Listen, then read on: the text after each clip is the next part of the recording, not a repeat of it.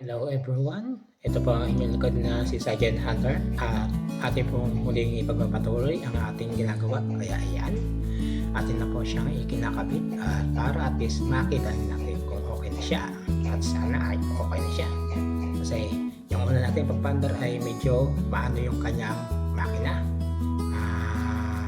Kumbaga sa ano magaspang ang kanyang ikot kaya hindi siya makaikot ng maayos. Kaya ayan, pinalas natin uli siya at inayos natin maigi ang kanyang pagkabit. Ayan, kasi baka doon sa pagkabit natin ay yun na tabingi ba ang ating pakaano. Kaya ayan, inaalay natin maigi. Kaya ayan, pinupukpuk natin ng plastic na hammer. Ayan, yung pang tiles. Kasi yung na yon, yung pinupukpok natin na ay hindi po yan pwedeng pukpukin ng matigas kasi siya ay madaling mabasag yan kapag iyog na lakasan ng paghampas. Kaya yan, yung hammer na plastic lang yung ating ginamit. Pero nga pala, ang shut-off time natin ay nasa kabila, nasa dulo. Kaya hintay-hintay nyo lang yung shut-off time natin. Kaya dito muna tayo nakapokus. Kinakabitan na natin yung mga tornilyo, binabalikan natin, ayan, para at isa ay malaman lang natin kung approve ba ang ating ginawang pagbalik, pagkalas niyan. Kasi nga noon ay pag pinapandar mo yun ay iba na yung tunog niya, ay yung pala ay basag yung bearing. Kaya yan ay binalik na natin. Kaya yan, ating lang hinalo dyan, ayan, sinisitip kung ano pa yung hinahanap natin. Ayan, yung hinahanap natin dyan yung knob, yung ano niya ay hindi pala yung ano niya, yung ano ba to, yung washer. Kaya ayan, atin ang inano dyan, kinabit na. Ayan, ikot-ikot na natin yan para at least may kabit na natin. Ayan, higpit.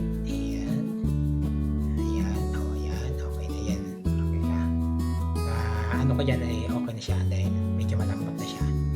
Kaya ayan, kakabit na natin siya, balik na natin. Ayan, tapos ilalagay natin yung wiring. Ayan, para natin maano natin, matesting na natin yan kung okay na siya. Ayan, hintayin niya lang na may kabit.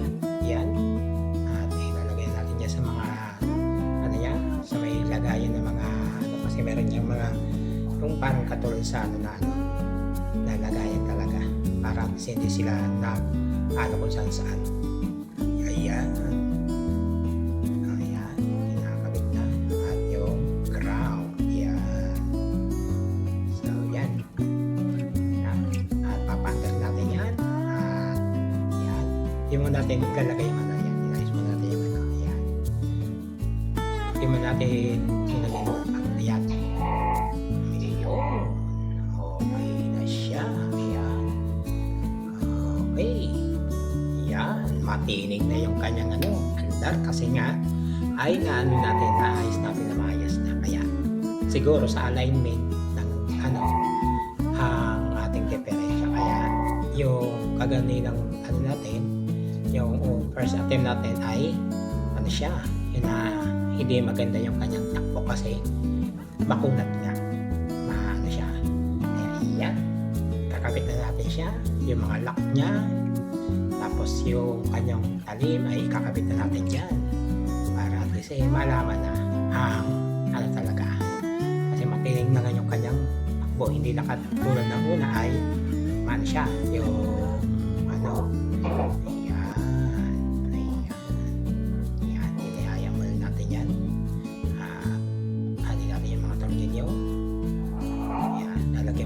isang tornilyo yan dyan. Ayan, kasi nga kailangan niyang malagyan muna ng isang tornilyo para alalay yun na natin na malagyan ng mga palibago niyang mga tornilyo. Yan, hintay lang tayo nang may kabitan natin yan. Tapos kakabit din natin yung talim syempre para marinig ninyo ang kabuuan ng kanyang yung pag-andar niya. Kasi nga bago na yung kanya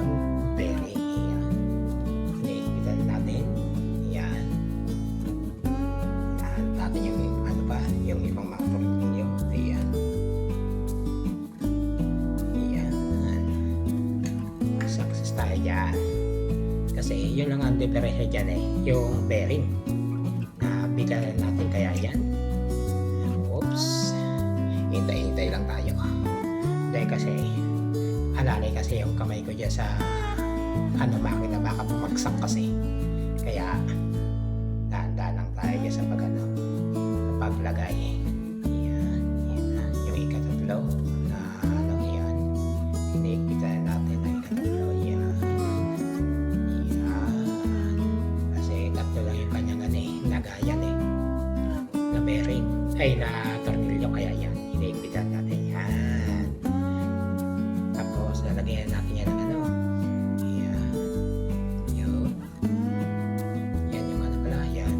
Yung ikatatlo pala na tornilyo. Natin ang yan.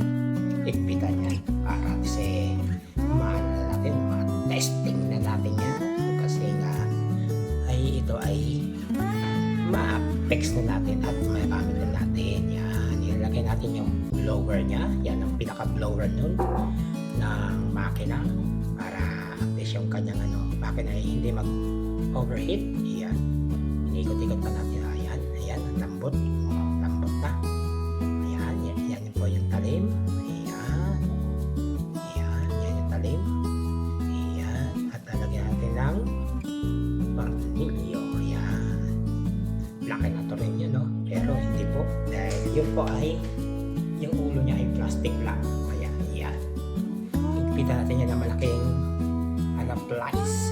Malaking plies. Yan. Kukunin natin sa loob. Yung malaking plies. Ayan. Nakuha natin. Higpitan natin. Ayan. Ayan. Na-adjust natin ang sukat. Ayan. Higpit. Ayan. Oops. Oops. Ayan. Ayan. Ayan. Ayan. Diba? Ayan. Mahigpit. Hindi natin nakakagat. Ayan.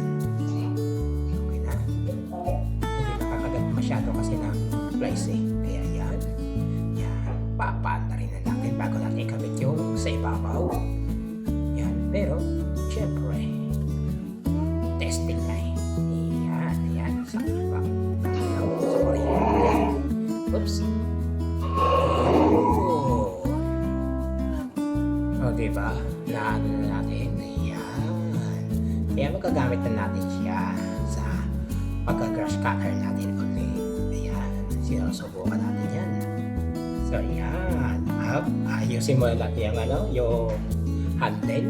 Higpitan natin yan, yung handle, kasi nga maluwag yan dahil ating nilawagan yan at tiniklop kasi natin yan dati. Ayan. Higpitan natin para at least maganda na yung handle niya. Ayan. Ayan. Ayan. Oops. Ayan. Ulit. O, diba? Gumagana na maayos. Hindi na siya yung una natin attempt ay magaspang yung kanyang ikot. Kaya yan. Kakabit natin yung takip. Yan. Yan. Binibilan natin yung Ayan. At yan. Unang itim. Yan. Yung pinaka-cover niya. Muna. Ayan. Siyempre, ito ninyo. Ayan. Ayan. Gano'n natin yan ay okay na. Diba? Maganda kasi yung naan natin ang ating ginagawa ay maayos. Ayan. At nang magamitan natin siya. Kasi nga, nang ginagamit natin yan ay hindi natin natapos yung pagka-grass cutter doon sa baba. Sa may banda terrace. Ay, banda gazebo. Kasi nga, naka ito. Mag-iba nga yung takbo ng ng makina. Kaya yan. Kaysa sa masira ay ating tinigil at check up natin. At yan nga, sira na yung bearing niya. Kaya yan. Nakabit natin yung mga tornilyo. Yan. Yan. Higpit. Higpit, higpit, higpit. Yan. Yan. Ayan, diba? Oops. Oops. Ayan. Ayan. Diba? Ayan na. Oop. Ayan. Tapat pa natin yung wire dyan sa may butas na yan. Ayan. yan ang pinaka-ano niya eh. Yan. Oo. Hindi natin masyado masentro eh. Dahil kasi nga, gawa na nag-ano siya. Yan. Yan na. Oh. Yun. O, diba? Ano natin yan. Fix na natin. Yan na lang ang ating hinihintay. Yung takip. Yan. O, diba? Yan. Ang ating ano. Kaya yan. At yan nga pala, maraming salamat sa inyong lahat pala sa walang sawang suporta sa aking munting channel. Ayan. Mga kaibigan, bigay lang shoutout sa inyong lahat. At maraming salamat ulit sa inyong walang sawang suporta. Ayan. At sa aking mga ka-team, ayan, bigay lang shoutout sa inyong lahat. Oh, may nahanap pa tayo. Oh. Ano ba yung nahanap natin dyan? Siyempre, yung tornilyo. Saan na ba yun? Ayan. At naalala ko pala, ay nawala yung tornilyo niya na isa. Yung dito sa may kanto. Pero okay lang yan. At least, ano siya. Ito, meron naman siyang tornilyo 3.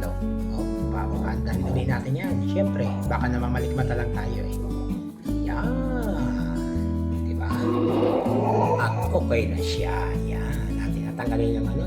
Yan. At siyempre, maraming salamat ulit sa inyong lahat. At sa walang sawang suporta, yan ang shoutout ninyo. At maraming salamat.